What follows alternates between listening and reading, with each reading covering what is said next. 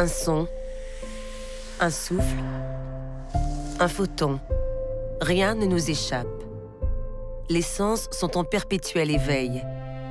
Ils ont une capacité incroyable, récoltant un flux infiniment grand de données. Ils scannent l'environnement en permanence. Mais nous ne sommes pas au maximum de nos capacités. Nos sens sont même assez limités, basiques, ordinaires. Nous les contrôlons à peine.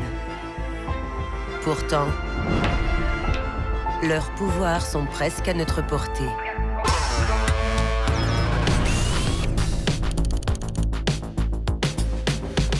La science ouvre aujourd'hui un nouveau monde de capacités sensorielles.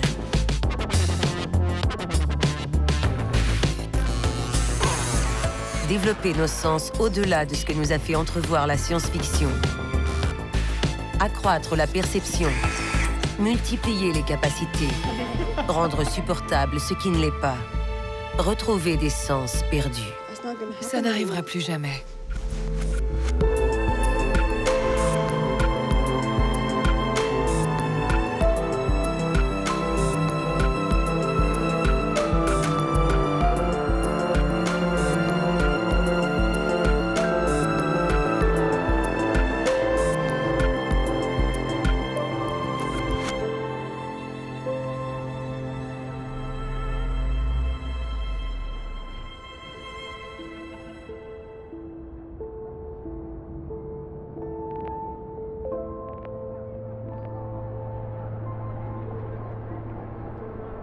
Le développement des sens obéit à un ordre précis.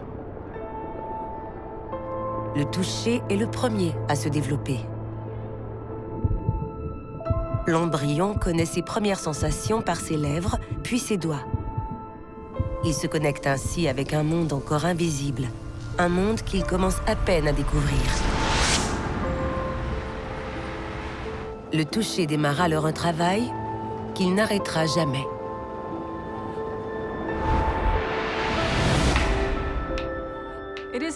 C'est difficile pour certains de saisir l'importance du toucher. Cela peut être dû au fait qu'il est facile d'arrêter nos autres sens. En fermant les yeux, on fait l'expérience de la cécité.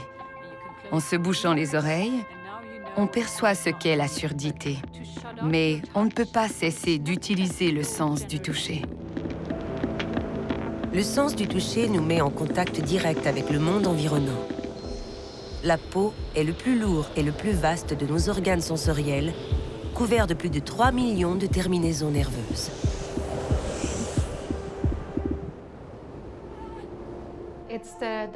C'est la plus grande surface pour la stimulation. On peut stimuler le sens du toucher à travers tout le corps. Plusieurs récepteurs réagissent à différents types de stimuli. Il peut s'agir de vibrations, d'égratignures, de coupures, mais la douleur et la température font aussi partie du sens du toucher. Une personne ne sent pas seulement qu'on la touche, mais aussi la façon dont on la touche, si quelqu'un appuie fortement ou tire, et selon la température autour de nous. Nous réduisons souvent le sens du toucher à la seule capacité de sentir les textures, les températures ou la douleur. Pourtant, il est bien plus que cela. Il y a des endroits sensibles dans le corps, comme le bout des doigts ou bien la langue et les lèvres. Ce sont des parties très sensibles qui reçoivent plus de stimulation tactile qu'un autre endroit de la peau à découvert.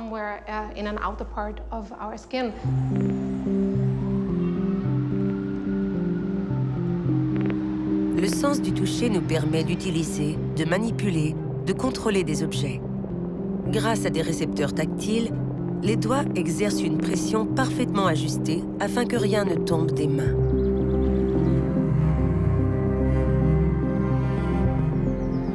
Bertolt Meyer, lui, ne connaît pas cette évidence.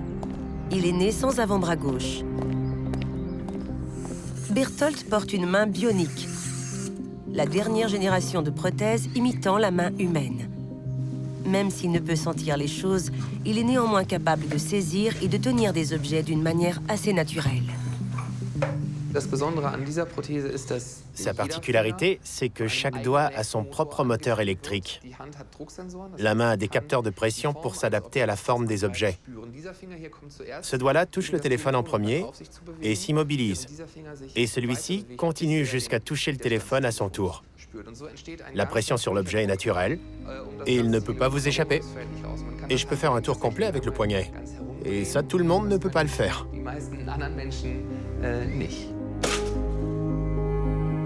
Adapter la pression pour tenir un objet est une faculté innée. Des millions de capteurs sensoriels sont activés automatiquement. C'est naturel, rapide et facile, à tel point que nous ne réalisons pas l'apport du toucher dans notre quotidien. Pour Bertolt Meyer, en revanche, le geste le plus simple nécessite temps et concentration. C'est important de pouvoir manipuler les objets avec les deux mains, surtout pour les petites choses du quotidien. Pour préparer un café, par exemple. La plupart des gens ne réfléchissent pas aux gestes qu'ils doivent faire. Moi, je dois faire plus attention à ce que je fais. Je dois d'abord contracter un muscle ici d'une certaine façon. Ça commande l'ouverture de la main. Ensuite, je dois contracter les deux côtés du muscle. Ça me permet de passer du mode tourner au mode saisir. Donc ça veut dire saisir, étape intermédiaire, tourner, étape intermédiaire, saisir. Et enfin, le café coule dans la tasse. Quand on apprend à se servir d'une prothèse de main, ça devient de plus en plus facile et de plus en plus rapide.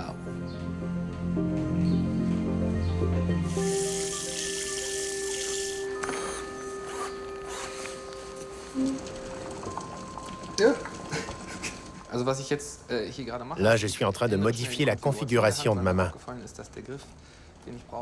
Je me suis aperçu qu'il manque la prise pour attraper les pattes. Je vais la rajouter dans mes favoris.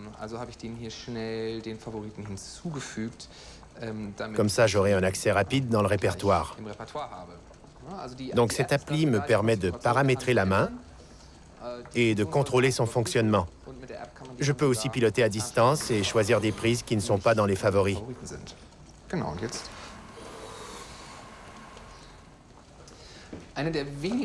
L'un des avantages d'une prothèse de main, c'est qu'on peut attraper un spaghetti dans l'eau bouillante. La première main bionique avec 5 doigts motorisés autonomes a été créée en 2010. Mais ce n'est pas la prothèse électronique la plus répandue aujourd'hui. La prothèse de main classique, elle est comme ça à l'intérieur. Un seul moteur électrique ouvre et ferme cette pince-là. Ça fait longtemps que je ne l'ai pas portée, je ne sais pas si elle marche encore. Est-ce que ça va fonctionner? Oui, ça fonctionne encore, voyez. Avec les prothèses de main classiques, on enfilait un gant couleur chair. Un gant cosmétique, si vous préférez. Et ça, les gens le remarquaient et réagissaient en conséquence. Il y avait de la pitié ou de la gêne. Ce n'était pas confortable en société. Avec sa prothèse, Bertolt ressemble à l'homme du futur imaginé par les auteurs de science-fiction. Il attise la curiosité. Aujourd'hui, il existe des gants transparents comme le mien. Moi, je me balade toujours avec, parce que je n'ai rien à cacher. Et ça a changé radicalement le regard des gens. Il n'y a plus de pitié. La réaction est plus positive. Par exemple, les enfants sont fascinés. Ils disent « Waouh, c'est quoi ça? Montre! Cool! T'as des super pouvoirs ?» Forcément, ils sont un peu déçus de la réponse parce que je ne peux pas détruire un rocher ou escalader les murs. Mais dans un futur proche, la science sera-t-elle capable de fabriquer une main avec des super-pouvoirs? Une main dotée de capteurs sensoriels surnaturels? Plus performante que la nôtre? Ce qui sera sûrement très difficile, voire impossible, ce sera de remplacer la main naturelle. Plus j'en apprends sur les fonctions et les mouvements d'une main, plus je suis fasciné par la nature. Et ce but de créer une technologie qui égalerait la nature et notre physiologie semble s'éloigner de plus belle. C'est sûr, je peux tenir des objets, mais les objets que je touche, je ne peux pas les sentir. Ça veut dire que je suis obligé de regarder ce que je fais. J'ai besoin de voir ma main pour savoir ce que je suis en train de faire. C'est vrai, il me manque le toucher. Il faut ajouter le sens du toucher sur une prothèse de main. Ce sera un progrès énorme et notre objectif pour l'avenir. Cela permettra d'améliorer le contrôle et la perception de l'environnement. Et ça permettra surtout une utilisation plus sécurisée. Intégrer le toucher à une main bionique, ça va être une vraie révolution.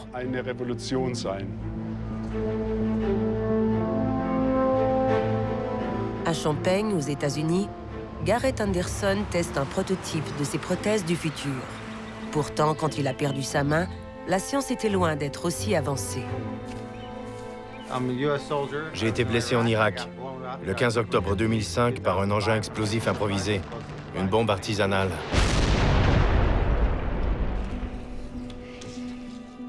Pendant 12 ans, il n'a pas pu sentir les mains de sa femme ou de ses filles avec son bras droit.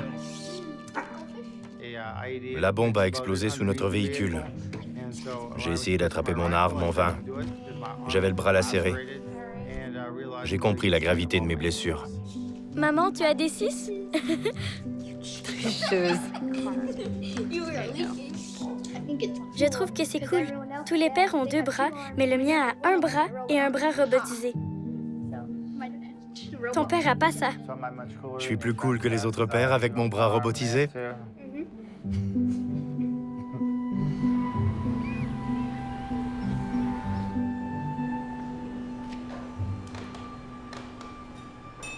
Adil Akhtar a un rêve. Concevoir une prothèse dotée du sens du toucher.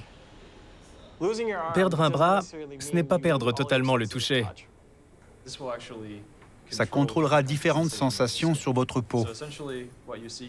Ce que vous voyez ici, c'est une unité de contrôle qui est connectée au capteur de pression, à une radio électrique de faible puissance pour le calibrage et à ce prototype de stimulateur électrique. On va mettre ça juste ici. Approche-toi de la table. Si on utilise une main qui a des retours sensoriels pouvant être transmis à l'utilisateur, cela lui redonne des sensations. Alors, Garrett, ce qu'on a ici, c'est un capteur de pression qui est incorporé au bout de ton doigt. À chaque fois qu'il touche la table, on voit à l'écran la pression qui en découle. Il y a toujours l'interface dans votre cerveau. Elle est active. Il faut puiser dedans. Dis-moi quand tu sens que tu touches la table. Oui. Oui. Oui. On détecte la pression dans le doigt par le biais d'un capteur de pression barométrique. Ce sont les mêmes capteurs qu'il y a dans les téléphones ou les GPS. Ils coûtent $1. On injecte de la silicone par-dessus et ça détecte la pression qu'on met ensuite sur la silicone. Ça détecte des pressions légères sur la table, tout comme des pressions fortes si on appuie plus sur la table. Ferme les yeux et dis quand tu sens un truc. Oui.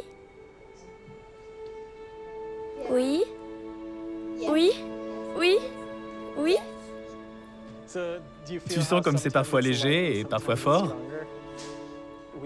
On prend le signal de pression du doigt et on le relaie à la peau via une stimulation électrique des nerfs. Ça fait mal quand le capteur s'arrête? Non, C'est différent? c'est différent. Il n'y a pas de douleur? Non, ça te fait mal? Non, c'est juste différent. Pas besoin d'essuyer tes larmes alors. Quand on envoie la simulation sur la peau, les nerfs sensoriels de la peau réagissent, ce qui envoie un message au cerveau qui avertit l'utilisateur que la main touche un objet. C'est drôle. Qu'est-ce que ça te fait? On dirait qu'on me chatouille.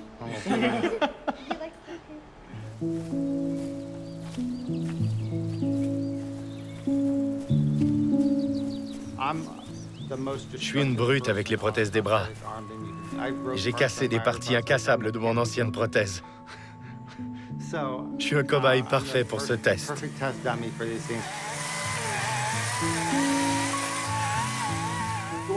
On veut s'assurer que la prothèse manuelle peut supporter les dommages faits par Garrett. Si elle tient le coup avec lui, ça ira avec tout le monde. Je tiens une fraise. Et je peux la relâcher. Tu l'as senti avec le capteur sensoriel?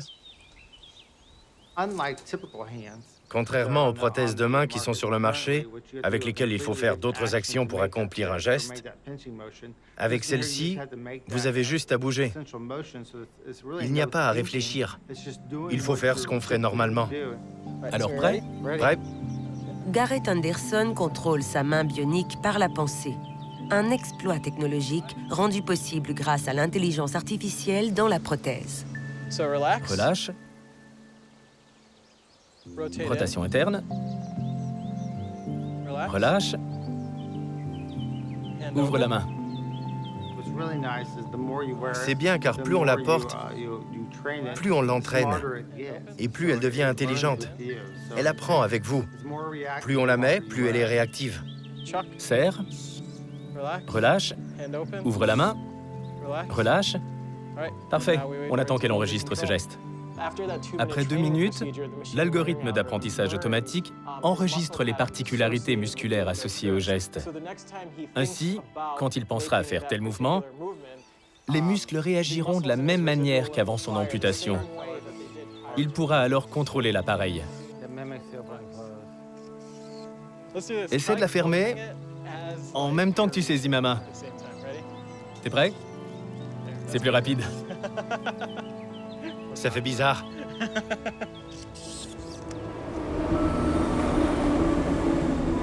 Garrett Anderson peut à nouveau sentir les mains de ses filles. Ou plutôt, il ressent des vibrations plus ou moins fortes. Mais que lui réserve le futur?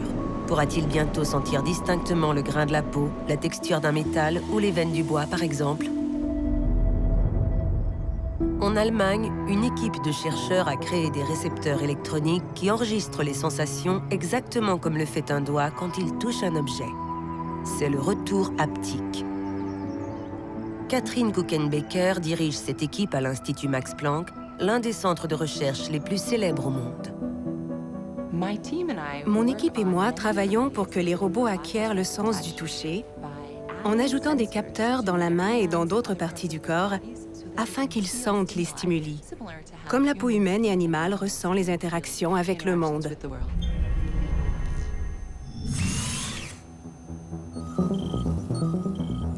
Catherine Kuchenbecker veut améliorer la sensibilité d'un robot chirurgical, le Da Vinci.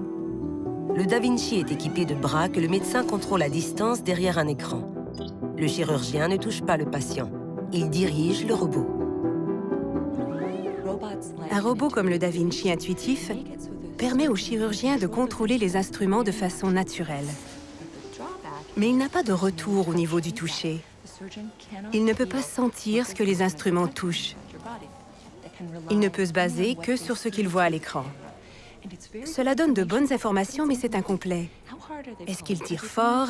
Est-ce qu'il malmène les tissus? Est-ce que la suture est trop serrée? Parce que si c'est le cas, il devra la refaire.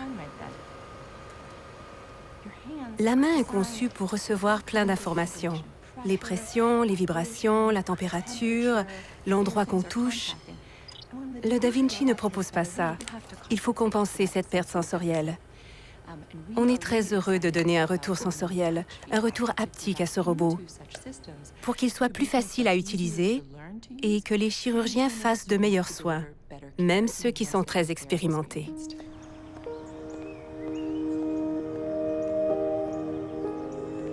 Le docteur Schwentner va tester pour la première fois le Da Vinci équipé d'un retour sensoriel. Son avis est primordial pour Catherine Kuchenbecker. Et pour cause. Combien d'opérations chirurgicales avez-vous pratiquées? Avec le Da Vinci? Avec le Da Vinci. Environ 2500. 2500. J'ai arrêté de compter. J'ai commencé en 2001. Vous voulez bien me suivre dans mon laboratoire? Bien sûr. Allons-y. Ce que ressent le chirurgien est naturel. Il n'a rien à apprendre. On reproduit ce qui se passe mécaniquement sur les instruments pour que ses mains le sentent. Waouh, c'est impressionnant. Vous l'avez ressenti? Oui. Pour être franc, je m'attendais à un système plus sommaire. Pas un système tactile aussi sophistiqué que celui-là. On a les nuances d'un vrai toucher, alors qu'il s'agit d'une transmission électrique. C'est vraiment impressionnant. Comment ajouter le retour tactile au DaVinci? Il y a deux choses. D'abord, on installe des capteurs sur les bras du robot. Puis, on installe des moteurs à vibration sur la main du chirurgien et on les connecte avec un circuit. Quand l'outil de droite touche quelque chose, on mesure la vibration et on la fait ressentir à la main droite du chirurgien. Ce n'est pas une vibration de portable, c'est physique et naturel. C'est le retour tactile de l'incision, du contact ou de l'aiguille quand ils recoussent des tissus. Ils reçoivent l'information sensorielle et peuvent instantanément changer la manière dont ils opèrent le patient. Au fil des ans, on s'était habitué au manque de retour haptique. Et tout à coup, on a une perception sensorielle supplémentaire. C'est impressionnant. Je crois que ça se traduira par un meilleur résultat médical, mais aussi par une meilleure formation technique. Ça va améliorer la sécurité, mais aussi l'issue des interventions, notamment la probabilité d'éliminer un cancer au complet et de ne laisser aucun tissu suspect derrière.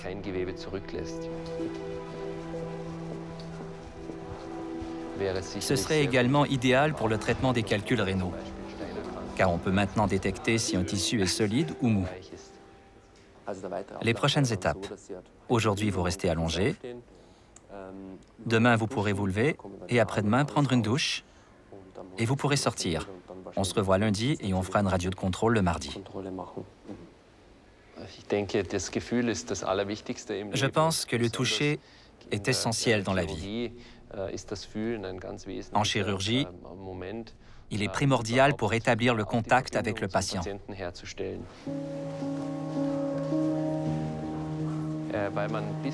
Jusqu'à maintenant, il était impossible pour le cerveau de traduire en information haptique ce qui avait échappé à notre vision. À présent, on peut sentir si on bute sur quelque chose hors de notre vue. On a un contact quasi direct avec le tissu. On a quelles optiques, là? L'optique 0, c'est sûr. L'optique 30, je dois vérifier. En tout cas, je préférerais la 30 si c'est possible. Je vais demander en stérilisation si elle est disponible. On pourra avoir un médecin qui n'est pas un spécialiste, mais qui sera guidé à distance par un spécialiste. Le spécialiste sentira ce que le médecin sur place sent et verra ce qu'il voit, mais c'est bien le médecin sur place qui agira. Ce sera un coaching en téléprésence. On ne veut pas remplacer les interactions humaines, mais explorer les limites de la technologie et créer des outils nous permettant d'utiliser la technologie à notre avantage. Si le chirurgien, en plus de les voir, peut virtuellement toucher les organes de son patient placé à l'autre bout de la salle d'opération, il peut ainsi soigner un malade situé à des milliers de kilomètres et sentir ses organes à distance. Il opère alors dans les contrées les plus reculées sans bouger de son bureau. Toucher à distance. Cette réalité est à notre portée. Nos doigts pourront toucher des objets ou des personnes très éloignées. Il suffira de tenir la main de l'image holographique d'un proche pour le sentir, comme s'il était dans la même pièce. La technologie haptique brouille les frontières du réel et du virtuel. Nous voici à l'aube d'une nouvelle ère. L'haptique, c'est la capacité de toucher et sentir les objets comme dans le monde réel. On connaît l'haptique depuis longtemps, mais la fidélité d'utilisation de la technologie haptique est basse. Par exemple, les téléphones portables vibrent et émettent des retours tactiles depuis au moins 10 ans. Les manettes de jeu ont aussi un mode vibratoire, mais ce sont des signaux de basse fidélité. La capacité de créer des signaux haptiques de haute fidélité nous fait défaut depuis longtemps. Jusqu'à maintenant, le défi de la technologie haptique, c'est qu'on a des appareils à portée. Alors il faut les toucher ou les mettre. Jusqu'à présent, il fallait porter un gant ou tenir un joystick pour toucher une image virtuelle. Aujourd'hui, la main seule suffit. La manière de se connecter au monde vit une mise à jour complète.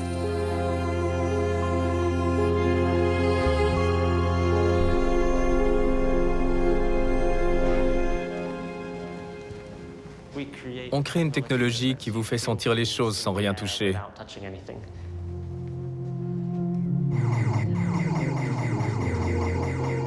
La technologie développée ici permet de toucher des objets qui n'existent pas réellement, qui ne sont qu'une image derrière un écran. Comment est-ce possible? Grâce à des ondes sonores que l'oreille humaine ne peut pas détecter. On utilise des ultrasons de plusieurs haut-parleurs qu'on dirige vers la peau, dans le but de créer une vibration sur la peau. C'est ce qui permet de sentir et de contrôler des boutons pour utiliser des appareils sans les toucher. Dans des environnements immersifs comme les jeux vidéo, on peut attraper, toucher et sentir des objets, des formes virtuelles, tout ce qu'il peut y avoir autour de vous. J'ai demandé un anneau autour de mon doigt et je le sens. C'est très détaillé. On peut le faire aller à d'autres endroits de la main. C'est plus facile à sentir. C'est très précis.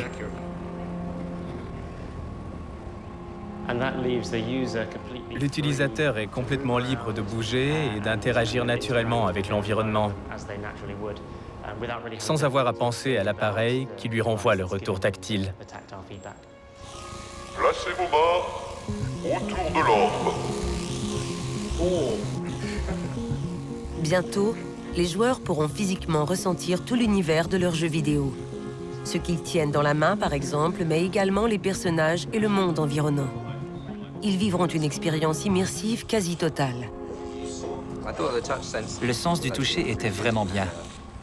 Très précis. Il suivait le mouvement de la main. Il y a une grande variété de sensations, ça m'a impressionné. Je ne pensais pas que ce serait si précis. On sentait l'électricité sur le doigt, c'était cool.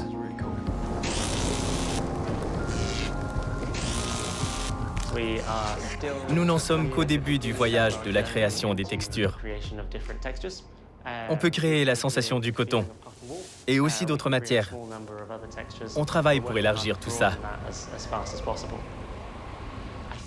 On augmente le sens du toucher au-delà des capacités naturelles, en permettant aux gens de sentir des choses qu'ils ne sentaient pas en réalité. C'est cool. Ouais.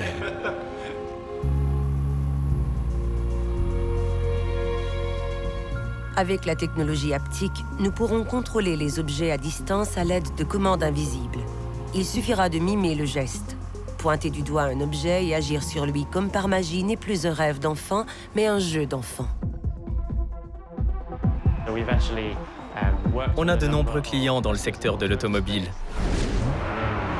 On a aussi réalisé des études qui montrent qu'utiliser un système ultra haptique au lieu d'un écran tactile permet de garder les yeux sur la route plus longtemps. On est moins distrait, plus attentif. Ainsi, on risque moins d'avoir un accident. Demain, le toucher à distance fera partie de notre quotidien. Les relations familiales ou sociales vont connaître une toute nouvelle dimension. Un jour viendra où les enfants pourront toucher la main de leur mère ou toucher leur mère qui est en voyage d'affaires. Cela sera augmenté par un affichage holographique de la mère que les enfants pourront toucher et sentir. Pourquoi est-il si important de pouvoir éprouver le toucher à distance? Qu'apportera la possibilité de sentir la main d'un parent ou d'un ami éloigné?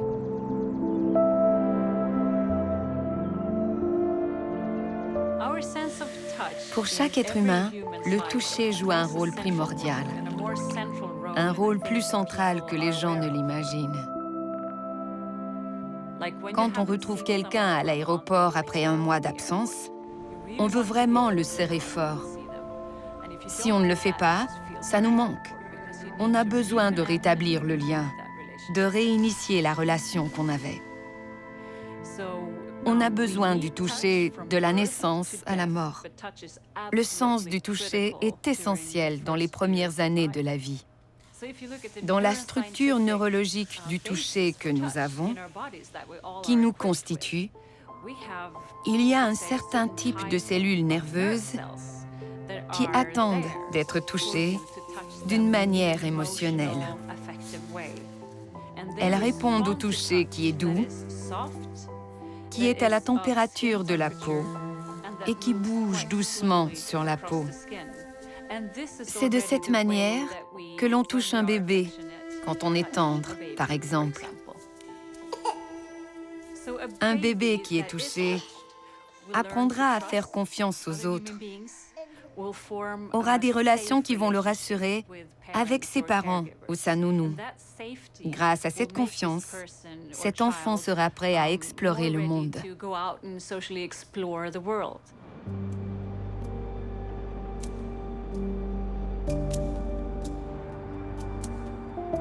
On prend le toucher pour acquis.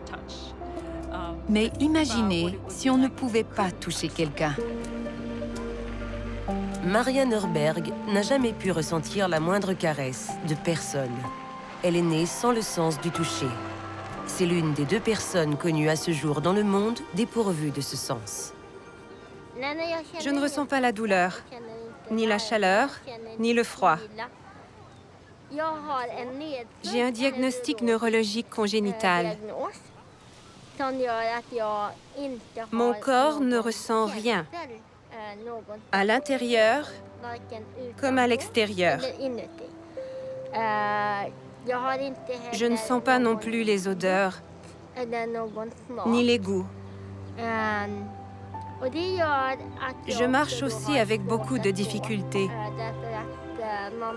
car je ne sens pas si je pose les pieds. On va faire le test avec un pinceau. Tu me dis si je te touche la première fois ou la deuxième. Numéro 1. Numéro 2. Et à toi de deviner. Je trouve que les 2 étaient pareils. Impossible à différencier.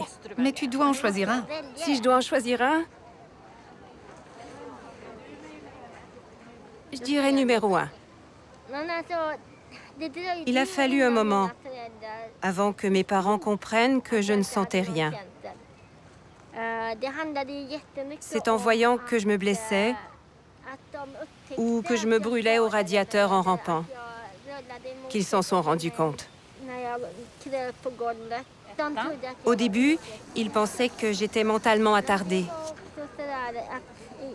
C'était un diagnostic qu'ils faisaient par ignorance.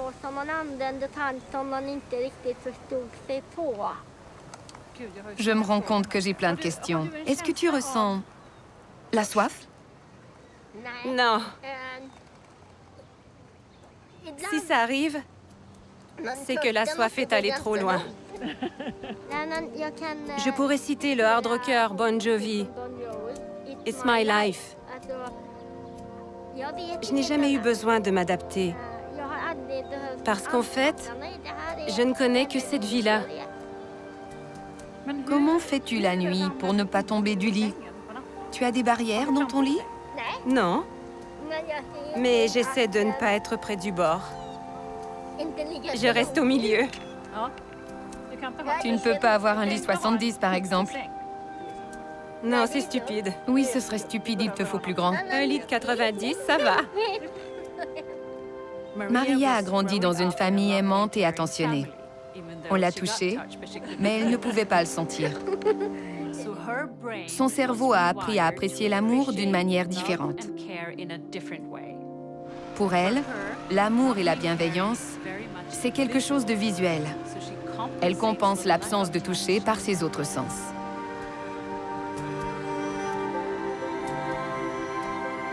Maria Norberg aurait une anomalie génétique, mais des tests doivent le confirmer. Ses récepteurs sensoriels situés à l'extérieur comme à l'intérieur de son corps reçoivent bien des informations, mais elles ne seraient pas transmises au cerveau. Normalement, le signal est émis en une fraction de seconde. Quand on vous touche, quelque chose permet à votre cerveau d'en prendre conscience. Ce qui se passe, c'est que les capteurs dans le corps sont stimulés et connectés à différentes cellules nerveuses. Et elles transmettent au cerveau l'information que vous êtes touché. Le cerveau est le chef d'orchestre du toucher. Il décode les messages envoyés par les récepteurs sensoriels placés sur toute la surface du corps. Mais parfois, il se trompe. À la suite d'une amputation, le cerveau peut être trompé. Il a alors l'impression que le membre disparu est toujours là.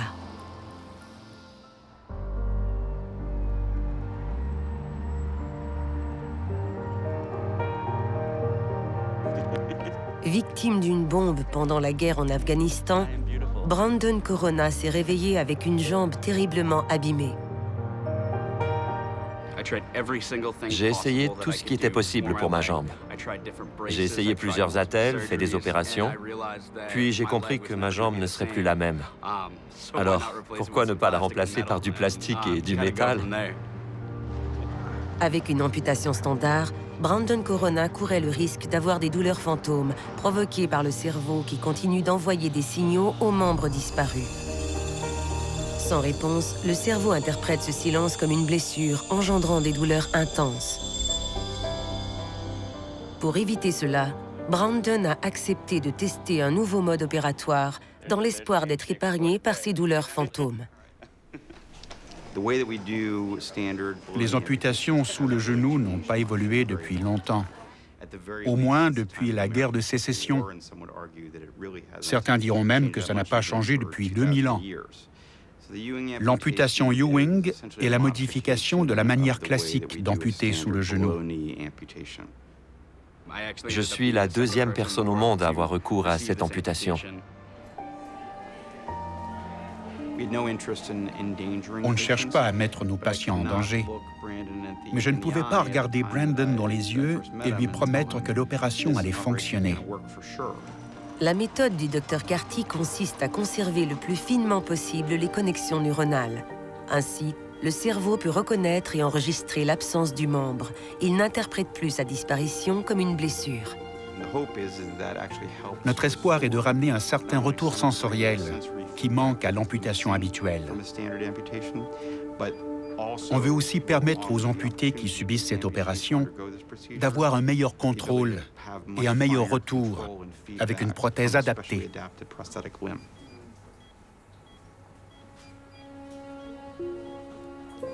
La performance du Dr Carty est historique.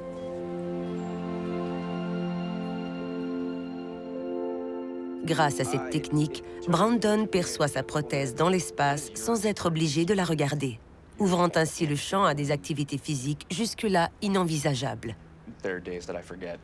Parfois, j'oublie que je suis amputé. J'ai même oublié que je l'étais pendant un mois entier. J'étais en train de courir, et c'est là que ma peau s'est ouverte. Et je me suis dit, il faut que je me fasse examiner. Des efforts trop soutenus ont ouvert sa cicatrice. Tant qu'elle n'est pas guérie, Brandon ne peut pas porter sa prothèse. Ça a l'air bien. Ça cicatrise bien. La partie interne va bien? Et la partie postérieure? Bien. Excellent. Et le bout?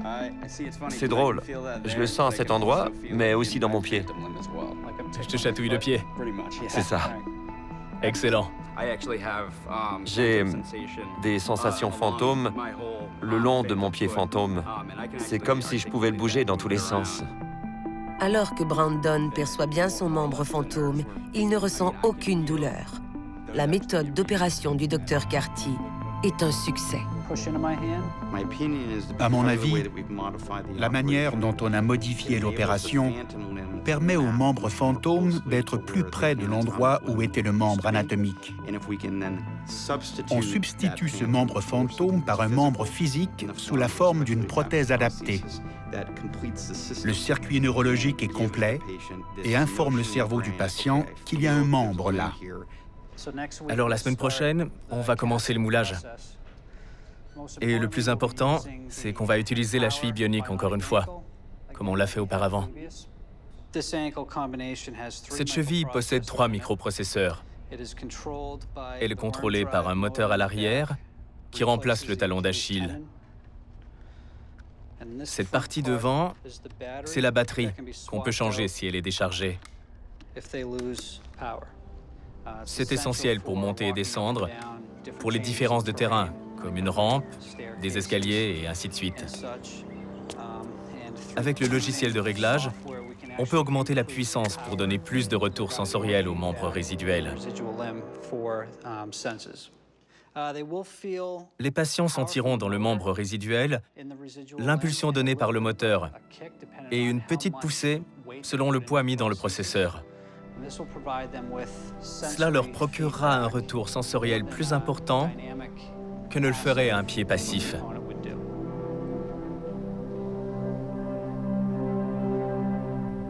Se maintenir en équilibre dépend notamment du sens du toucher. Les capteurs sensoriels permettent de marcher, de faire du sport et de s'adapter aux différents types de sols. Rebecca Mann a également été opérée par le Dr Carty. Avant son amputation, non seulement ses douleurs fantômes étaient terribles, mais sa jambe ne lui permettait d'avoir qu'un équilibre précaire. Il n'y a pas de talon sur ce pied, contrairement à l'autre. Alors tout sera antérieur. L'impact sera antérieur. Il y a une semelle allant d'ici à là pour que le ressenti du contact au sol soit identique. J'ai connu beaucoup d'opérations et de souffrances. Alors quand l'amputation est arrivée, j'étais prête. Ma jambe ne me manque pas. Ça ne fait que 7 mois que j'ai été amputée. Je peux déjà courir et faire du vélo. Je n'avais pas fait ça depuis 4 ans. Retrouver ma vie d'avant, pouvoir faire ce que j'aime, c'est incomparable. Quand j'ai eu ma première prothèse, j'avais l'impression de marcher avec mon pied. S'il y a des vibrations, je les ressens dans la prothèse. Et je sais qu'il y a un changement. Mais c'est sûr qu'on doit faire plus attention. Si je marche sur la plage, je sais, grâce à la pression venant de la prothèse, que le sol n'est pas dur. Quand on marche sur le sable pieds nus, on sent le sable. Je n'ai pas cette sensation. Dans quelques jours, Brandon pourra à nouveau porter sa prothèse et retrouver les mêmes sensations que Rebecca. Vivement que je sois le plus grand. Dans une semaine. Quand ma femme touche ma prothèse, ça ne fait pas la même sensation qu'avec le toucher.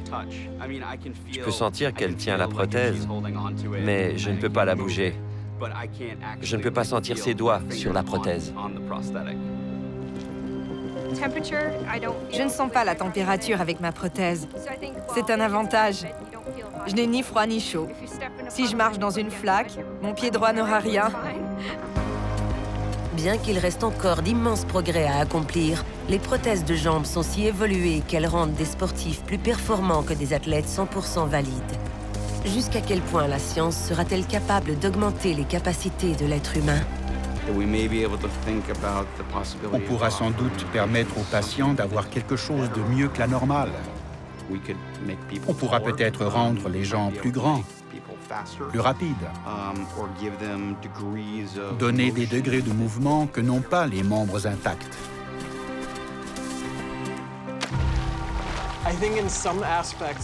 Par certains aspects, on aura un meilleur sens du toucher avec une prothèse manuelle qu'avec une vraie main. Par exemple, on pourra mettre un capteur infrarouge ou à ultrasons. Maintenant, on peut avoir un retour sensoriel. On peut tenir la main de sa fille, de sa femme, on peut sentir les choses. Si vous parlez à une personne qui a une double amputation, elle n'a aucun sens du toucher. Avec la technologie, elle pourra sentir les textures ou autre chose. Ça m'irait d'être un cyborg. Ça m'irait, sans aucun doute. J'aime jouer au foot américain. Si avec 2 jambes bioniques, je pouvais être un meilleur joueur, alors je le ferais. C'est vrai pour tout. Il faut évoluer avec son temps. Si une technologie est disponible, je dois l'essayer. Devenir cyborg. Décider de remplacer une partie intacte de son corps par une prothèse bionique équipée d'un sens du toucher augmenté. Cette option sera-t-elle un jour possible? Faut-il espérer ce futur ou le craindre? Le futur du sens du toucher est plein de promesses. Il se passe tellement de choses. C'est incroyable de voir tout ce qui arrive. Mais je crois que ce qui est vraiment important, c'est que les gens prennent conscience qu'on se touche de moins en moins. C'est quelque chose dont on doit s'occuper. On a besoin de redécouvrir le toucher. Le sens du toucher est une force invisible de la nature humaine. Il perçoit de tout petits éléments que les yeux ne peuvent pas voir. Il est indispensable pour notre équilibre physique et psychologique. Aujourd'hui, la science observe, analyse le sens du toucher comme sans doute jamais auparavant. Et pour la première fois, elle a repoussé ses limites naturelles avec le toucher technologique. Il est maintenant possible de toucher virtuellement des objets invisibles ou situés à des milliers de kilomètres, de percevoir des sensations avec des membres faits de métal, de plastique, de câbles et de processeurs. Il y a 10 ans, personne n'imaginait en être là si vite. Le toucher virtuel fera partie de notre vie quotidienne, affective. Demain, le sens du toucher sera en un mot. Un mot. Le futur du sens du toucher. En un mot, qu'est-ce que serait le futur du... Amour. En un mot? Vous me laissez le temps d'y penser? Incroyable. Le futur du sens du toucher sera magique. Je dirais remarquable. Rapide. Indispensable. Riche. Illimité. Illimité. Illimité. Le sens du toucher va procurer beaucoup plus d'émotions quand il sera en interaction avec la technologie. Ça fait plus qu'un mot.